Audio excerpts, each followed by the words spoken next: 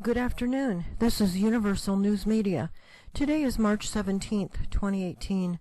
Today we will be viewing images from unedited photos obtained yesterday from the Federal Aviation weather cams scattered across Alaska and Canada. All videos are in time-lapse mode with each frame equal to 10 minutes.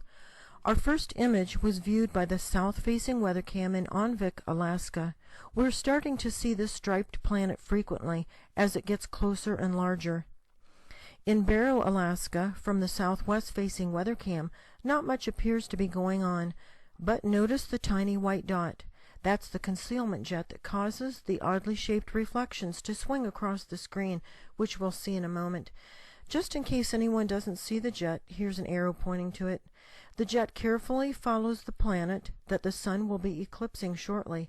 The planet is nearly transparent in the atmospheric chemicals, but some contrast brings it into view.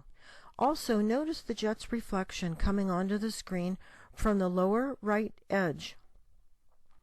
The jet follows the planet, sending signals to the sun simulator prior to an eclipse. For those who are new to this channel, I'll quickly explain the sun simulator. It's a very intense light source installed between the Earth and the sun, much closer to the Earth. Planets involved in the many eclipses occurring daily pass in front of our real sun, but behind the sun simulator, so that it's not obvious an eclipse is occurring. We know that the sun simulator is not the real sun. As the sun simulator moves across the sky, viewed from this weather cam in Drumheller, Alberta, Canada, it completely disappears behind a tiny streetlight.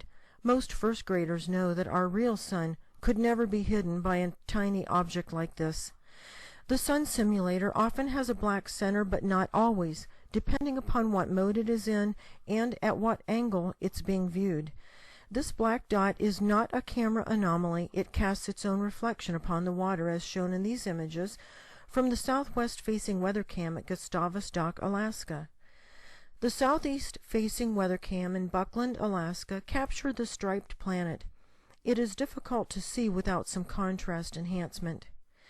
The southwest-facing weather cam in Chandler Shelf, Alaska, caught the gigantic tan-colored planet that is often seen on the Huuummm, Alaska camera. Barely visible, it is nearly transparent in the atmospheric chemicals. The sun simulator also has a blurring mechanism, often applied when there are nearby celestial objects. But as the sun moves closer to this enormous object, its tan color becomes more pronounced, even though it is still blurred. Moving the frames back and forth a bit does make it more obvious that something large and tan-colored is over the horizon getting ready to set.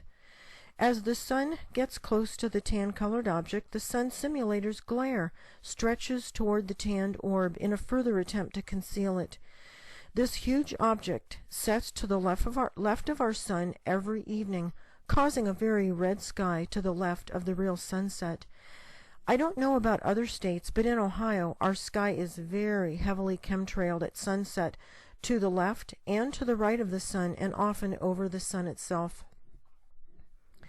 The southeast-facing weather cam in Shivak, Alaska, shows the striped planet again. It quickly fades into a transparency from the atmospheric chemicals. Once again, here we see the red, fast-rotating, crater-pocked planet rolling through the sky from the southwest-facing weather cam in Kaufman Cove, Alaska. The southwest-facing weather cam in Craig, Alaska, shows the sun eclipsing a large planet with a very large crater hole in it. The contrast-enhanced pictures show the planet and its detail much better. And in the last contrast photo, it's obvious that there are two planets. Here again is the red, fast-rotating planet that we see on many of the weather cams throughout Alaska and Canada. This one is the southeast-facing camera in Craig, Alaska. This same planet is very viewable from the south-facing weather cam in Edna Bay, Alaska. Chemtrails cross in front of it but fail to hide it from view. A close-up shows the many craters on this planet. In Elam, Alaska, the sun took on a very odd shape for at least 10 minutes, one frame. In Fort Yukon, the sun appeared to be the shape of an anvil. From the south-facing weather cam, we saw this. Even covered with clouds, the anvil shape is still there. The northwest-facing weather cam in Tok, Alaska, shows a very fast-rotating, colorful, striped, large planet. After a few frames, the red planet comes into view also. Some contrast is added to these enlargements in order to see the details of the planets better. Its stripes and its rotation really show up in a couple frames, showing how fast this object is rotating. The red planet is once again captured on the Tok, Alaska southwest camera. These objects we have just viewed are part of an approaching celestial system. Many people ask when this system will make its closest pass to our Earth. A general indication of time is provided in the following screens of text. Please don't forget to like this video and subscribe.